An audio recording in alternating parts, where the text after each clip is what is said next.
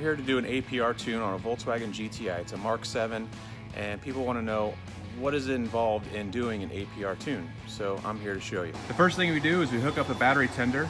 We have to maintain at least 14.2 volts. So that's what we have here. We then connect our laptop, and we are hardwired to the internet here. And then this is the USB cable that connects into the vehicle. Now on the dealer side of things, we have a portal that we get to log into because we're an APR dealer. So we log in with the computer, we put in all the customer's information. So basically the customer is purchasing the software, it is married to them and this vehicle, and they'll get to keep it. So let's say the software gets updated at the dealer later on and it wipes out that software, no problem. They still have record of the software being theirs, so you don't have to repurchase it again if that happens. So here on the computer, we'll put in all that information. We will select the tune that we're going to put in.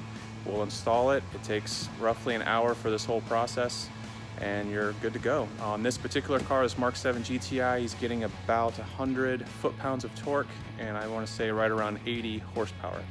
So it's a very fun tune for not a lot of money. I think with tax and everything, he's probably right around 900 bucks. So definitely something to look into. If you guys have any questions, hit me up. See ya.